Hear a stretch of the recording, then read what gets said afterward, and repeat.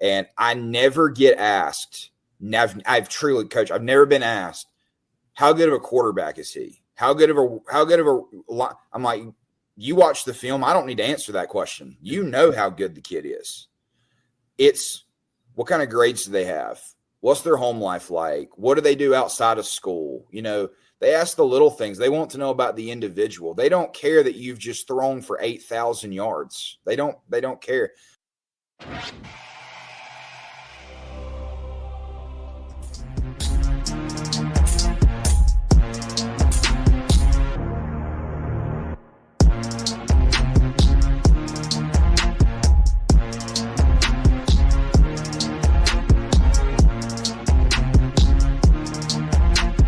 Joining me now is the second coach in the history of Stuart Cramer football, Coach Ashton Simmons. How are you doing today? Good, sir. How are you? I'm doing good. So before we get to your new role and kind of what goes on with you in the classroom also, let's start with you as a kid. What did sports look like for you as a kid? So growing up in Mount Airy, North Carolina, I mean, we talk about it at family dinners all the time. Like, football was life here. My dad played, my uncles played, my cousins have played, my entire family has just been very football oriented. A lot of my family went to Mount Airy High School, which is where I'm currently at, before heading to Stuart Cramer. But, I actually went to North Surrey High School, as did my brother. So football around here has just been a big thing, and it's something that I've always loved. I didn't start actually playing football until the 8th grade, and, I just fell in love with it, and it's been my favorite thing in the entire world ever since. So when you say football is life, because I'm sure you've seen Varsity Blues. Like, there's that famous line in there is like, football is life. It's like, what does that really mean to you? Like, is it like, because you mentioned you didn't go to the same high school that your parents went to and your family went to. So like, does that come into play also? It's just something like, I don't know if I've ever sat down at a family dinner or any event where football in some form or fashion was not mentioned. And it really is true when they say that, they talk about it. There's an off season, but there's really not. Like, there's so much that you can do. It's like any other job, really. There's so much you can do to make yourself better or get your program how you want it or do laundry or anything like that. So, I mean, there's so much you can do. It really is life. I mean, I would say it shaped me to who I am today, just kind of from the previous coaches that I've had and been guys I've been around. It really is life. I mean, there's nothing more than that. So you mentioned you didn't start playing football until you were in 8th grade. Mm-hmm. Did you play other sports prior to that? Yeah, it's kind of funny. My dad and I always had the conversation. I always loved basketball. I wouldn't tell a lot of people this, but I would actually prefer to watch basketball. I don't know why. I've always been a basketball guy. I actually like playing basketball still, but it just kind of fell into place. I was a basketball guy up until the 8th grade, and I didn't play middle school basketball. And I had a couple buddies that were like, "Hey, why don't you come play football?" And I'd always throw the ball around. I could always throw it, so I ended up being the quarterback of my 8th grade team, and from then on, I mean, it was just a football thing. So this is going to be kind of a controversial question, but really just joking. Where do you fall in the realm of like year-round sports? Because it's like things now have become like football's year-round now. It's, baseball's year-round. Everything's year-round now. And yes, like my son's in high school. He goes to East Gaston, so he's in the part right now where he's weightlifting and working out because it's the off season, but it's just like, sure, which is fine. But like, where do you fall in that category of, do you think kids should play multiple sports and they should do multiple things throughout the year? Or are you one of those people that thinks like, all right, football should be their main sport? And maybe not just football. Like, if you're a baseball guy, maybe baseball should be your main sport. Like, or do you think they should play everything? Sure. I think kids should play what they want to play. I'm never going to tell a kid, no, you don't need to go do this. You don't need to go. If that's what you want to do, you've got 4 years to do it, especially at the high school level. Like, playing at the next level is never guaranteed. And I just look at it as, it also allows time for your body to rest. Like, even though after a long football season, and basketball is a contact sport. Like I hear all the time, well, football gets you hurt and this and that. Go look at Jason Tatum for the Celtics. That just happened. Tore his Achilles. Like that can happen. Or Josh Hart getting hit in the head and his head's busted open. Like it's a contact sport, but it's just a different contact sport. I would even say that for baseball. Like I see all the time kids, at least around our area, they'll grow up playing baseball and they'll play it from the time they're 5 up until later on. And they play, like you said, year round. They have, all-stars. Then they'll go to Legion ball. Then they'll play fall ball. And eventually they just get so burnt out of it that, I had a conversation with our baseball coach last night, actually, and we were talking about getting a couple of baseball kids that haven't played football to play. And I asked about one kid, and he said, he's going to the University of Virginia, and he's 96-mile-an-hour fastball. And I was like, then that kid doesn't need to play football. Like he's already committed to a D1 school.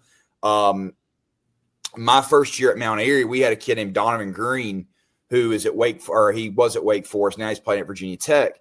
And he didn't play basketball senior year. He's played basketball his entire life, but he was committed to Wake Forest. And it's kind of one of those things. It's like, he was going to leave early too anyway. So there was no point in him playing, but I fully encourage sports. I actually had a kid. We had a little event at Mount Holly last night to like the rising ninth graders. And I had a young man come ask me, can I play soccer and football?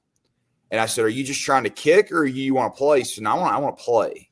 And I said, if the soccer coach is okay with it and your body and everything can handle it, I don't see a problem. So I'm all for multi-sport athletes. You look at these professional players, Mike Trout, Christian McCaffrey. I'm thinking Allen Iverson, in the early days. Like Allen Iverson was a better quarterback than he was a basketball player. I go watch his highlight tape. For any of these young kids who are going to watch this podcast, go watch Allen Iverson's football highlights, and you tell me like how good the guy was, because he was the truth. Well, that's even like, so I'm a Florida State fan. It's like Charlie Ward, he wins a Heisman as a Seminole, yet he plays in the NBA with the Knicks. So it's just like it, I agree with you. I think you play everything. People forget about Florida State too, that Jameis Winston could have went and played baseball. Yep. Yeah. I mean, Oh, there's a whole lot of things. I mean, even Kyler Murray's whole thing, he was the one he had to deal with whatever team in baseball, and then he decided to go to the draft. Yeah, I mean, I think you have to kind of branch out to everything, and it's, whatever works for you, obviously stick with it. I also think, playing the multiple sports, like it teaches your body different movements, and different muscles are working at one time. Yep. I'm all about multi-sport athletes. Was there a specific coach for you when you were younger that molded you into what you become as a coach, or maybe not even that, but maybe just kept you in sports, like kept you in football? I mean, I know family had a lot to do with it, but was there anybody outside of family? Sure. So I had a time where I didn't know where I was with basketball. I felt like I was a pretty good shooter. But I was also like 6 foot. So they were like, you need to play in the post. And I'm like, guys, I'm a shooter. But, I had a coach named Todd Gerber when I was in the 5th or 6th grade. And he said, you do you, man. He said, I want you to be you. And I said, okay. So I just kept on in basketball. We had a great year. I can't talk too much about it. If my friend Nate's watching, he'll call me here in a little while and he'll get mad about what no, then as I got to high school, I've always, Mount Airy is such a football town.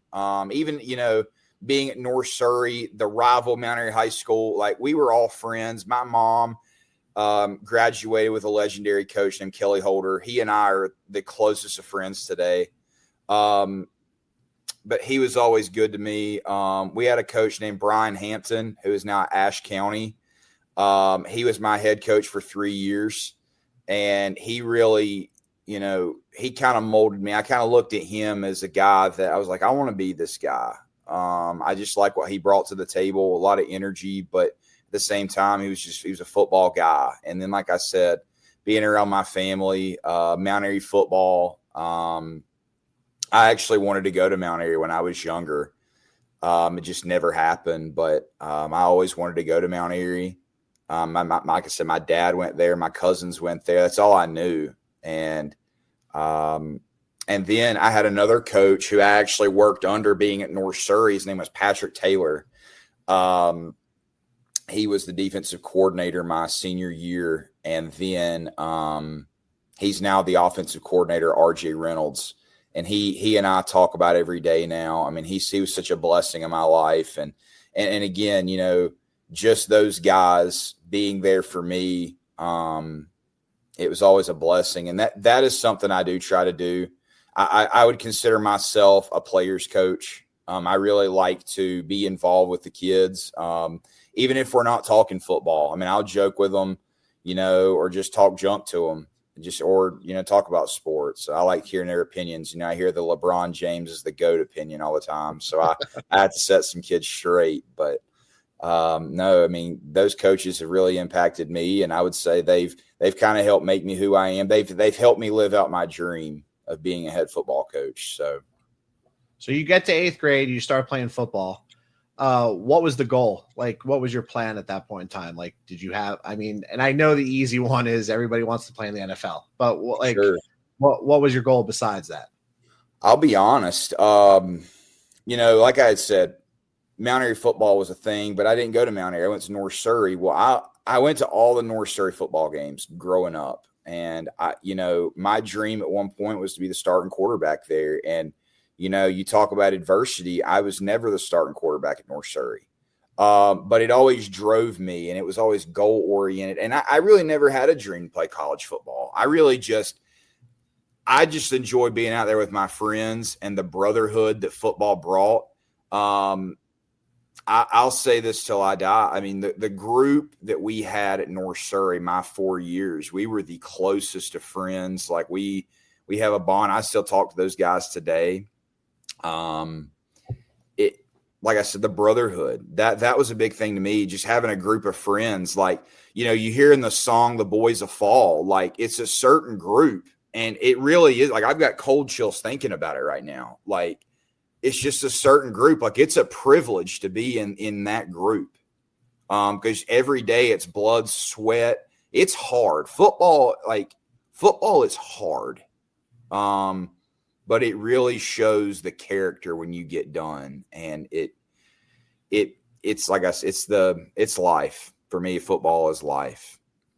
So I want to talk about the teaching aspect of it in a minute, and like you being a teacher, but you brought up something, and before we continue with you, but like you brought up something about being the backup, like you were never the starter, right? Yeah. So I teach 4th grade, and one of the things like I always try to explain to kids is it doesn't matter what your role is, like in group projects, or what your role is in the classroom, whatever it is, the role matters. Like just because it's not the quarterback or the starting quarterback, or not just because it's not the wide receiver, or you're not like, you know, kids always forget like there's a bunch of other positions on their team, or there's a bunch of coaches on the team, or there's a bunch of things that go in to the game plan and to the game daily that you have a lot to do with, even if you're not the starter. That's so right. Can you speak on that for a minute? Like just of how important like your role was as the backup? Because I mean, just because you're the backup doesn't mean you're not going to play at some point. No, absolutely. And Coach Murdoch is a guy, he's here. He's just a local coach that coaches at Mount Airy High School right now. He tells me at least once a week, he's like, I hate how there is a position called the quarterback. He said, you know, the media and everybody hypes that name up, the quarterback. He's like, if it wasn't for that name, then it wouldn't. I mean, it's just another guy. But now, you know, the media and everybody else in the NFL and whatnot makes it to where the quarterback is the guy. Not to get off topic, but, you know, Cam Ward doesn't go number one if it wasn't a need for the quarterback. Like, he's not the best player in the NFL draft. Yep. But they needed that. So, but no, going back to what you're saying, there are 10 other positions on the field too. Like, you know, I worked at tight end some, played receiver some. Wish I would have focused a little more on defense, but it just never happened. But, you know, it was my job to get the varsity, the starting team ready every week. And I took that with a lot of responsibility. I got the scout team together. I ran the scout team. I had a role, and even, I was always very fundamentally, like, I felt as if at a young age, I understood the game. And I would even help our starter at the time, like, get ready for him. I was like, hey, when you're carrying out your fake, you need to do this. And he's like, why? I was like, well, your eyes is what makes this play. It's not the fact of how quick you get out of your break or how quick you throw the ball. It's the eyes of looking the ball in and then pulling it back in to draw a defender inside. So, there's definitely roles on every team. There's roles for any group, any team. Going back to basketball, my brother was a wrestler, very good wrestler, and he never liked basketball. He said, well, I can't really shoot the ball. Well, I didn't ask him then, but I talk to him now about basketball all the time. I said, do you know who Dennis Rodman is? And he said, yeah, I've heard of him. I said, he averaged like 4 points a game. I said, but he averaged like 15 rebounds a game. So even in basketball, I try to encourage our kids, well, I can't score. Well, go rebound, go play defense. Like, you can do anything. Baseball, I see a lot of guys now, they'll play baseball and just come in to pinch run, just to run bases. Like, yep. That's a big deal. So I think everybody does have a role. And at Stuart Cramer, we're embodying that. Everybody does have a role on this team, whether you're the starter, whether you're not the starter. You have a role on this team. It may not be what you want, or it may not be fully defined, but you will have a role on this team, and you are appreciated. So let's cruise through high school. So you're going through high school. Obviously, as you mentioned, you're not the starter. So I'm going to assume, just based on this conversation, you don't get an athletic scholarship for football. Right. So that changes my direction here. But at what point do you decide, all right, coaching's for me, and I want to eventually become a teacher or a coach, or how do you go that path? So it's kind of like I had said before with Coach Hampton and Coach Taylor. Coaching was something I'd always thought I wanted to do. I just love the game so much. When I got out of high school, I went to a community college here in Surrey County, and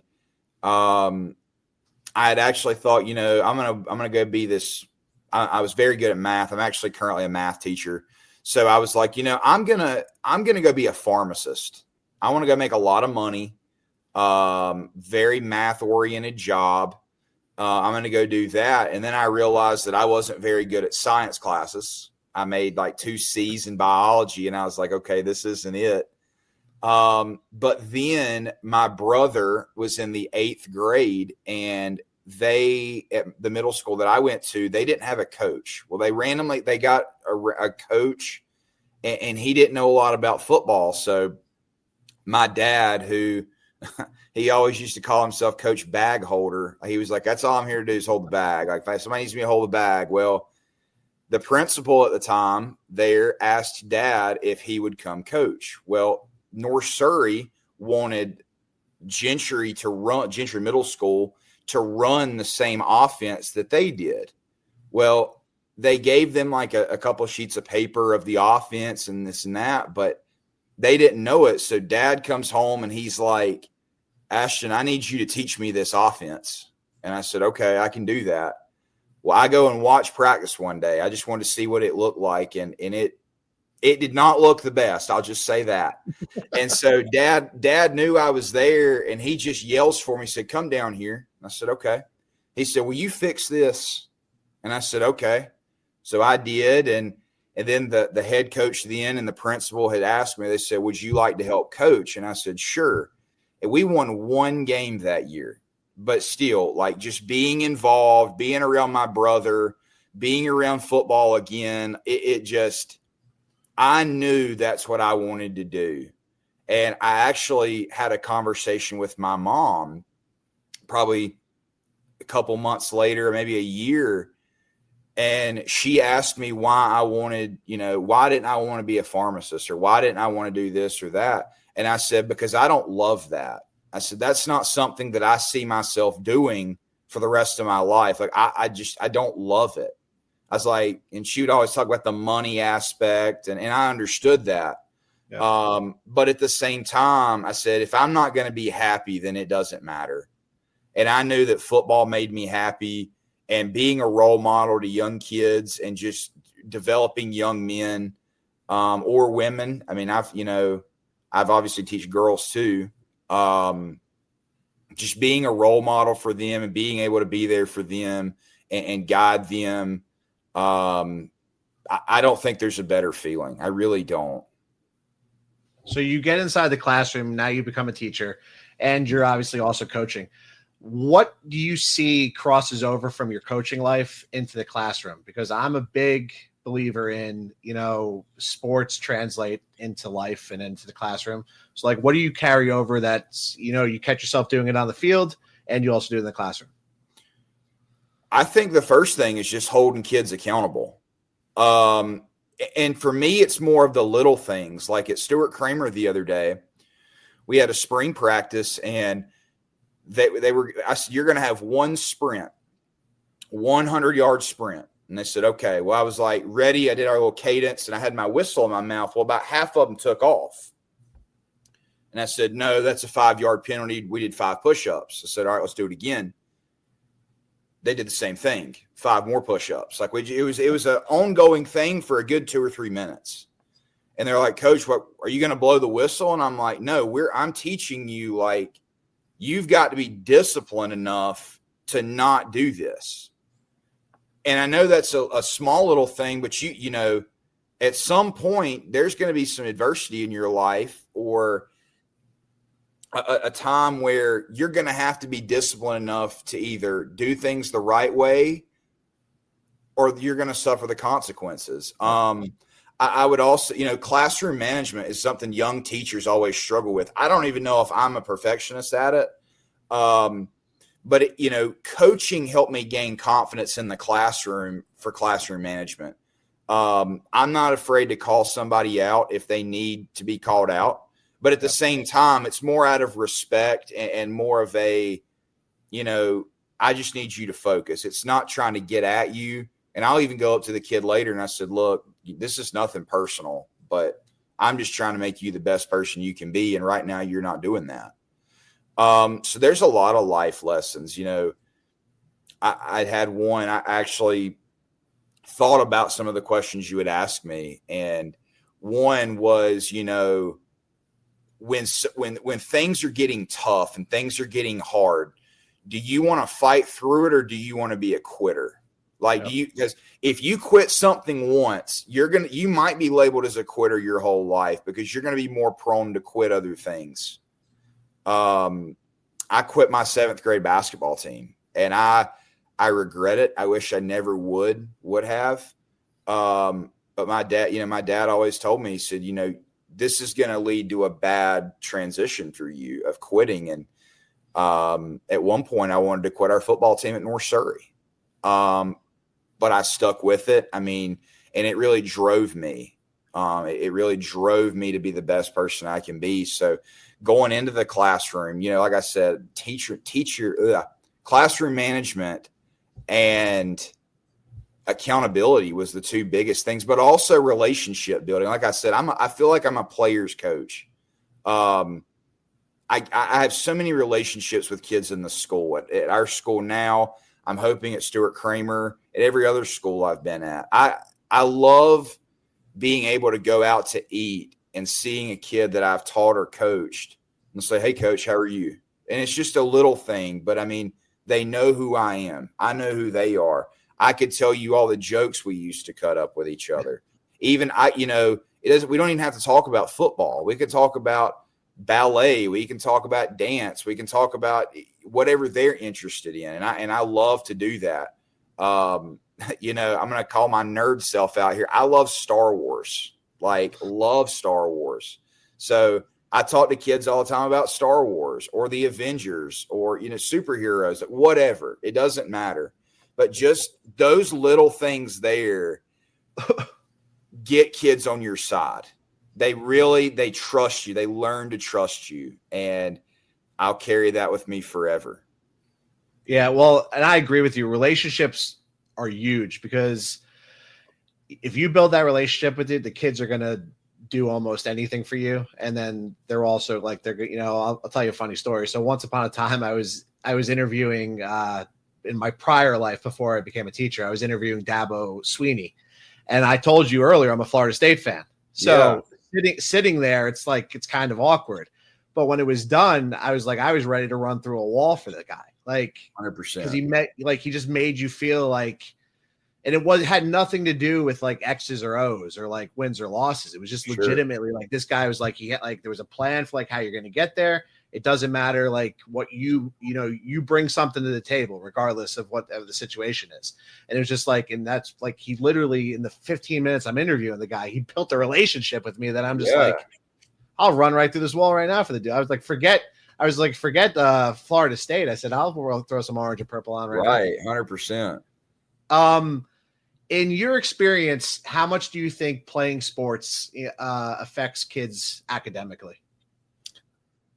I think it's kind of it's not a running joke, but in a way, you can always tell how the school year is going to go by how your football season goes. I know that sounds crazy, but like if your football season is going well, and I'm not even necessarily saying wins and losses. I'm just saying if the morale is there, kids are coming out, like your school is going to be so much better off than if it's not.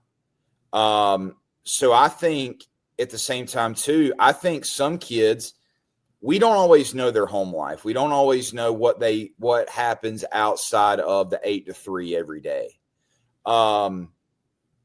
Sometimes, sports is all they have to keep them out of trouble, to keep them out of something they shouldn't be doing. And while we have to keep their academics up because they are student before athlete, I think athletics really helps drive that and helps them give them a sense of belonging. Kind of talking about our roles again. It allows them to have a sense of purpose and belonging, to be a part of something bigger than themselves. And it makes them want to do better and get out of a negative situation that they may be in. I really think sports drives that. And I think it helps open that window up for anybody that wants to join. Well, I think it also goes back to, you mentioned it earlier too, like the accountability thing. Like if you're involved in a sport, you have to be accountable as far as, yes, the teamwork aspect of it, but also like in the classroom, like your grades matter, how you are, and even if the state doesn't have a GPA, whatever, like you still have to have like, can't get in trouble, you can't get suspended, you can't get expelled, you can't have any of that happen, So it's like, so the accountability factor is there also. How do you teach stuff in your class? Now, forget about football for a second. In your classes, how do you teach like teamwork and working together? Because I see it in fourth grade all the time. The one thing that happens year after year, and I always say this like when they come in, and it changes as the year goes on, but it's just like these kids can't work together at all. Like there's like, it's very hard to get them to understand. Like I understand that you're not best friends with this person, but you need to be able to get along with them. There's a lot of people I don't get along with, but I just deal with it, I'll even take this kind of a step further if that's okay. So like as a teacher, I'll be honest, I really don't do a lot of group work. Being a math teacher, it can get difficult at times to do that. Keep kids on task. But at 16 years old, my dad made me get a job. He said, if you're not going to play basketball and you're not going to play a winter and spring sport, you're going to get a job. And I said, okay, fine. So I got a job at the local food line here, and there were people. I mean, I met all sorts of different types of people. The higher end people that made a lot of money and knew everybody, and then the people that didn't make a lot of money and maybe on the lower end scale of the pay scale, or But I learned so much from having to work together with those people about we were on the stock crew, and this job's not getting done if we don't all work together, whether we like each other, whether we don't like each other, whether we don't believe in the same thing. Like we have to get this goal finished, or we're not going home. Like we're going to be here for quite a while. And just being in that aspect, having to go out in the real world and learn about what the public and the people are really like. Having teamwork and team-oriented goals there. We couldn't have, accomplished those goals without being a team. like I said, in the classroom, I struggle. I say it's one of the faults I have every year. I always say I'm going to do group work, and then I try it, and it doesn't work out for me as good as it does other teachers. But at the same time, I know what it's like to work as a team. I know what it's like to be a team. We talk about our principal, Jason Dorsett. He's one of the best. He talks about we're a team. As a teacher, as a group of teachers, we're all a team trying to mentor these young kids. So I think that being a team player and be willing to get your hands dirty if you have to, I think that comes into play too. I tell our coaches all the time, and the ones that I've met with and have joined on my coaching staff, I say, no job is bigger than you. I don't mind sweeping the floor. I don't mind doing the laundry. I don't mind mowing and painting and all that good stuff. Like, if you think the job's bigger than you, then this isn't the place for you, because we're all a team. Like, this has to get done. And it's not, we don't have a magic wand to magically make it happen, that we've got to be a team and do this. So I do think, kids, fourth graders, I think teamwork is a big deal. And I love seeing, like, in the elementary schools, like in PE and stuff, they, kids playing together and having to work as a team in activities. I think that is so important. I think we actually get away from that at times too. And I even talk to myself, call myself out that I need to do a better job of continuing and building teamwork in my classroom and as an environment of that. Yeah. Well, and I know people that, like, if they have a certain group of kids, like say a certain year, right? And teamwork doesn't work for them. It's not working right now. It's like the kids can't get along. It's like sometimes they abort the mission. Mm-hmm. And it's like, teach their own, everybody do their own thing. But it's just like, it's one of those things that's like, I think, like, just because they like can't get along at that moment doesn't mean you abort the mission. Like you have to stick with the plan. Like, and I'm sure it's the same with your plays in football. Like, you're going to have a plan. And just because you run that play and the first play doesn't work, you're not going to say, hey, no, forget the plan. We're going to drop out of this. It's like, you have to have a plan. Now, I mean, granted, if you go a couple months and it's still thinking, then maybe switch things up. That's right. And I do say football is the ultimate team game. Like we've talked about life a little bit, but even athletically, it's the ultimate team game, because you can't, if the offensive line's not playing together as a unit, then you're not going very far. I love basketball. I've mentioned that. But you can have one player in basketball score 50 points a game and you might win. Football, the quarterback can be the best player in the state, but if he doesn't have five guys protecting him in front of him, then he may not be as good as he can be. If he doesn't have somebody that can catch the ball, I mean, that doesn't help him either. Yeah. So just being a cohesive unit and everybody, wanting to accomplish one goal, that's a big deal. And that's something I really preach to our kids at Stuart Cramer is, I've come here to win and build you guys up and create relationships and send you off better than you when you were here before. But we have to have a common goal. If we don't have a common goal, I preach I call it team. And I know it's very cliche, but team stands for toughness, effort, attitude, and mentality. Control what you can control. And we're going to be a very unselfish football team. I told them at my meet and greet, we had a little meet and greet at Stuart Cramer. And I said, I don't care about your stats. I don't care about, I care about one thing on a Friday night. And when I look up at that scoreboard and we win, that's what I care about. I don't care about, I want you to go to college and play. And I'm going to help you with that as much as I can. I want to get you a job. I want you to go be a great husband and father. I was like, that's my goal for you. But while we're here playing, I don't care. Like if, we have a great running back. I said, if we throw it 1,000 times and you get one carry, I said, at the end of the day, did we win? That's the question. Or vice versa. If we've got a really good running back and we can run the ball 100 times, did we win or did you get what you wanted? Because if it's not about we, when me turns to we is when the best teams come out. When me turns to we. So you mentioned you want kids to play, obviously play college football and move on to the next level. Sure. So I'm sure you've seen a little bit of it, being the quarterback's coach up in Mount Airy, but now you, as the head coach, you're going to deal with a lot of it with recruiting. Sure. You have this platform right now because same deal. I try to tell kids all the time. It's like grades matter, but like you as a person matter, and like how you are as a person matters. So like, how much do you think that comes up? And I'm sure you've already seen it, like where coaches, they like, I tried to explain to somebody the other day, Nick Saban can look on film and see how good of a running back you are. Sure. He doesn't need to ask Coach Simmons how good of a running back you are. What he needs to ask Coach Simmons is, what kind of person are you? Do you show up when you need to? Are you worried about me versus we, like you just mentioned? Like, will he do this? Will he do that? So how much does that play into it? It's kind of what you just said. So we've had some coaches been in the building at Stuart Cramer so far, when I've been there, at Mount Airy, at Starmount High School, wherever.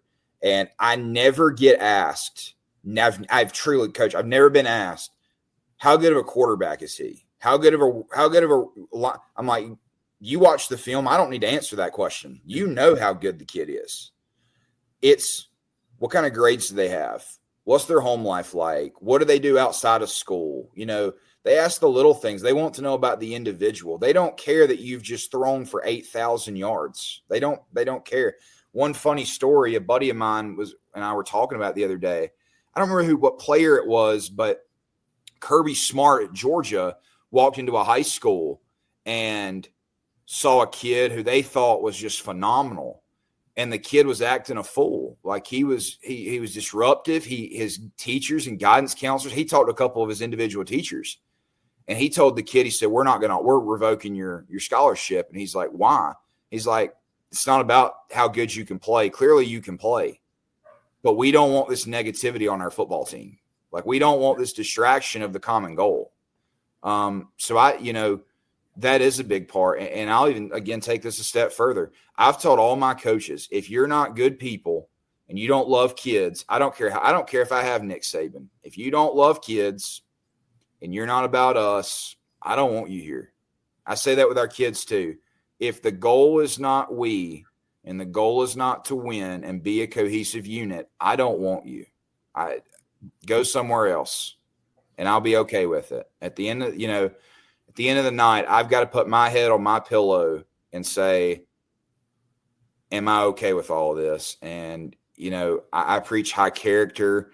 We're big on yes, sir, no, sir, yes, ma'am, no, ma'am, hats off in the building. Just little stuff, kind of like you said, being disciplined. Yep. But, stuff like that matters. Like I said, I've never had a college coach ask me, well, how good of a running back is he? You already know the answer to that question. I don't have you wouldn't be here if you didn't know the answer to that question. Well, and it's like, and I think too, sometimes kids don't understand. And I'm guilty of this also until, as I got older, you don't realize, like, when you focus on the we, or like you don't focus on the main intent, like you're focusing on something else is like what you want. Like, you just focus on the right stuff. The other stuff comes. So like the we, yes. Like if you like, so Stuart Cramer, for example, if you guys have this phenomenal year, there's going to be a lot of kids from your school getting recruited because obviously that all has to line up for you to have a successful year. So it's like but it's hard to like see that vision when you're only focused on you. But it's the minute you turn everything to like other people, it's like positive stuff starts happening to you. And I've never been like that person where like I think like positivity, like the positivity, but it really does. Like if you think about it, it's like if everybody does their job on the football field, you're going to win games. And what does win games mean? Well, win games means that now there's going to be more eyes on you. Well, what do more eyes mean? More eyes mean kids are going to be recruited. So it's just like, it's just weird. Like but it's hard to tell 15 and 16-year-olds. It is. And I tell our kids too, do your job. If you focus on your job for the team, everything else will come into play. But I also too want our kids after 4 years. I want people in the community of Mount Holly and Belmont and wherever else to know that our kids came from Stuart Cramer, not necessarily just because of how good of a football player they were, but what kind of, program we're building and, the things we're teaching them and the fact that they can be good people coming out of our high school. So let's go a little rapid fire now. Favorite sports movie? Oh gosh. Remember the Titans. Oh, good one. That's one of my favorites too. And I actually watched that like a month ago because I was just kind of like, I was so into like thinking about it at school. I'm like, let me go home and watch it. I would argue Coach Carter. But okay. if I had to say, I remember the Titans. Yeah. Well, yeah. I'm not a big Coach Carter fan. I can see how you are obviously loving basketball. So you fall right in there. But remember, the Titans has got so many good, like, there's just good quotes. There's good stuff in there. Like this, you talk about a lot of life lessons. Yes, a lot of life lessons. And you mentioned earlier too, like, goosebumps raising it. Like there's a lot of stuff that happens in that movie that's just like, all right, this is great. They came together for one common goal. Yeah. Oh yeah, exactly. If you could coach any sports team, any professional sports team, what team would it be and why that team? Oh gosh.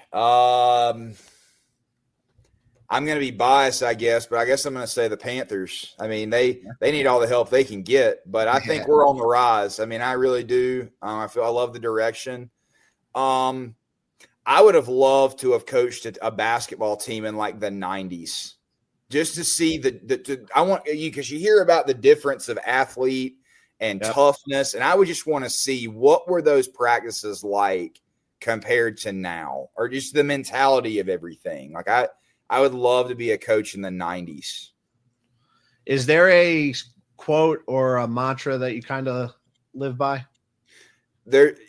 So my former head coach in high school, he loves Nick Saban, loved Vince Lombardi, Coach Hampton. I think he kind of mended this quote a little bit, but it was always something like, strive for perfection, knowing that perfection is not obtainable, but settle for excellence. I'm a perfectionist in life. I hate that about myself. It's honestly a negative more than a positive, but I want everything to be perfect. But I also know that not everything's always going to be perfect. So if I can do the best job I can in anything that I do, and have to settle for excellence, then I'm doing okay. And I preach that to our guys as well. There's another quote it's a terrible movie, but the last Rocky movie. And he talks about, it's not how hard you get hit. It's how hard you can get hit and then keep moving forward. Like you're always going to face adversity at some point in your life. What are you willing to do about it? And how much are you willing to strive for the next goal? That's a big one. Is there who's the most inspiring athlete in your opinion? It doesn't have to be current, obviously. Sure. Most inspiring. I'm a big Tom Brady guy. I love Tom Brady. I used to not like Tom Brady. I was always a Peyton Manning guy. I would play Madden and I was like, I want Peyton Manning or I want Michael Vick. But my dad, again, football guy, he always said, this is the guy you never want to play against. And I said, why? He said he just gets it. Like he doesn't have the best arm. He doesn't have this, but he finds a way to win every time. And this was like those early Patriot teams that won the Super Bowl against the Panthers and the Rams and the Eagles. But I also followed Brady's story of, he didn't start at Michigan until his senior year or his junior year. And then he got benched. And then he started again in high school. It was kind of the same thing. Yep. He comes to the NFL and he has to work his tail off to beat Drew Bledsoe out. And if it wasn't for an injury, then we may not know who Tom Brady is. But, just his story of never quitting and he faced so much adversity in his life. And yet now there's no doubt he's the greatest quarterback of all time. I actually have a song. It's called Just One. It's by a band named Hoobastank. This is an early 2000s band. Oh, yeah. And it just talks about just one, all I want is an opportunity. And that's kind of what I've been my whole life. Not being the starting quarterback. I was never the smartest kid in school. I was never the lower end. I was always like middle of the pack. I was like, I just need an opportunity. And, I'm very thankful that Stuart Cramer has taken a chance on me, and I don't take it lightly. This is my opportunity to prove myself. I mean, I've been told no many times before in every aspect of life. I've applied for jobs before and never got them. And I think it goes really to both my parents. I can't thank them enough for giving me the drive and like the willingness to just pick back up and keep going. Like I'm going to be told no probably tomorrow. I'm going to ask a question. I'm going to be told no. I'm just going to say, okay, fine. I'm going to move forward and find a solution or find a way to get better. And I think his story and that song and just the adversity I faced in my life has really brought me to who I am today. What advice do you give to aspiring coaches or teachers that want to make an impact somehow? I would say relationships matter. It's not about the kids don't know, they don't care what you know until they know how much you care. Like if you care and show how much you care, then they'll figure out, well, he does know a little bit. If you don't have the relationship, then it doesn't matter. You can be the greatest teacher that's ever walked the earth. You know all this math, you know all this English.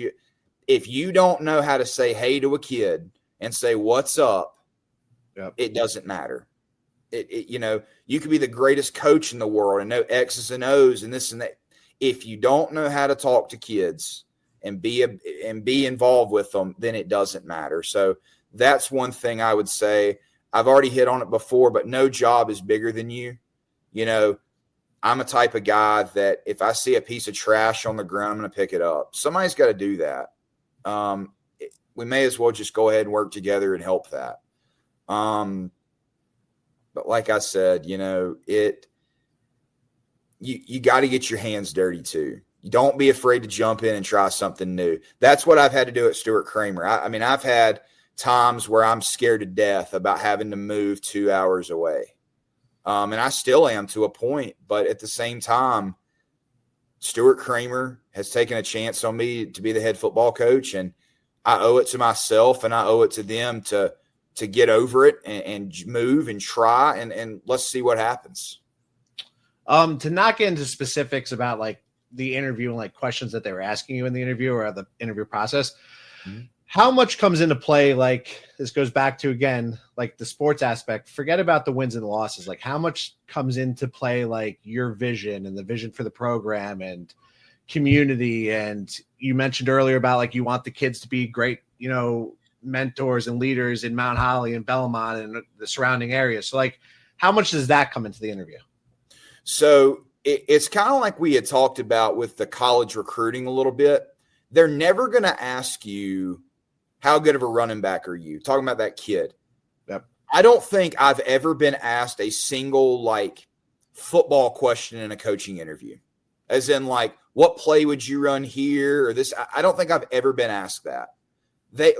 They're not going to interview you if they don't think you know anything. Like they're going to obviously call references and, those people are going to hopefully, talk good about you. But I was more asked about the vision of the program and what I see, in 1 year, 5 years, 10 years, talking about the culture that I want the program to have. Fundraising. That's always a big one. So, kind of you were talking about a little bit, what advice could I give to somebody even in that aspect? And I know I've only been a head coach for about 2 months. Number one, you're not ready for the job. I can tell you that personally. You may think you're ready, but you are not ready.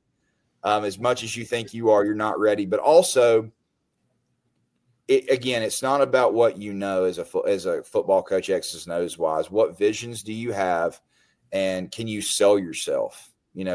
How can you sell yourself to where they're going to want to hire you? And I can say this, and I won't get, like I said, too much specifics what they asked me. But the main points that I have were about turning a culture around, turning a team around, and relationship building. Those were the two biggest hits that I had. And that's what I when I put my head down at night, that's what I'm going to do. That's what I'm going to, eat, breathe, and sleep. That's what hill I'm willing to die on, is the relationship part and the culture that I want to have. Those are the two biggest things. All right. So the last one for you, you have an interesting journey, because you mentioned like you're in your you're the second coach for this program. The program's been around a few years, not a lot, not a long time. I remember when the high school was built, and I know the guy who was there before you. Yeah. What's your vision for what's going to like not really happen, but like what's your vision for the team? And you have like, it's crazy like waters you have to navigate, because it's a new team still. You're still in the infant stage.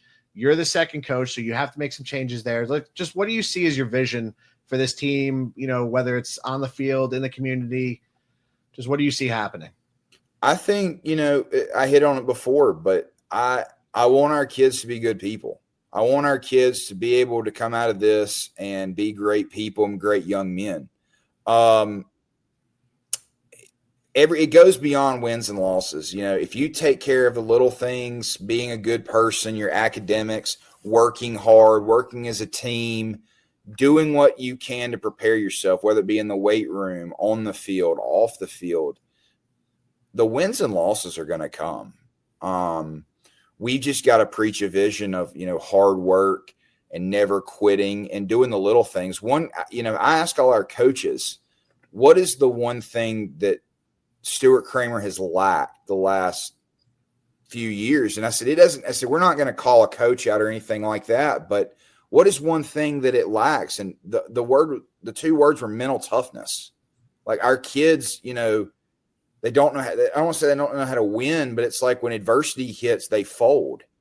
And that's something that's my goal, is to break them of that. We want to put them in situations where they're going to have to be broken of mental toughness.